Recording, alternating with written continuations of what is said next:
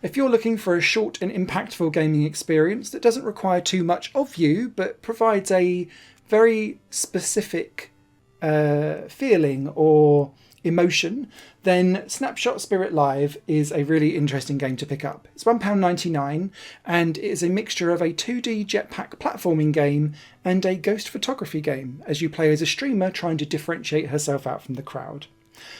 She'll don a jetpack, and part of this game is jetpacking around 1-bit aesthetic 2D platforming levels, trying to avoid some spikes, get over some gaps before the jetpack runs out, and landing next to some ghosts.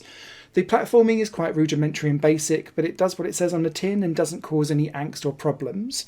But when you then hit the ghost, it comes a puzzle light game, where you'll need to adjust the focus, the ISO, the shutter rate, or speed rather, and the aperture, so that you can then create the perfect photo of the ghost. Some ghosts prefer to be photographed in specific lights, and that may change as you come across the 50 different types of ghosts that are in this game. And when you do that, you get a score, and that score improves depending on how well you've photographed the ghost. That then translates into audience members joining your stream, and when you hit a certain audience size, you then level up, which then the streamer kind of goes, ta-da, hit my goal, that's enough for today. The narrative then pursues on to the next day, where the story evolves further.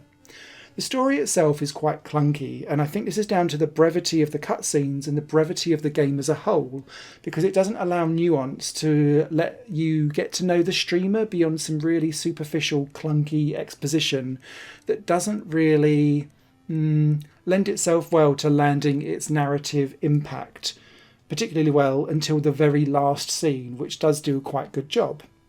However, I did still enjoy the general aesthetic feel and the stuff that you do in this game for the 35 to 50 minutes that you'll play to reach that ending. And that playtime will depend on whether you're going for like a perfect picture every time or you're just snapping any old thing out there.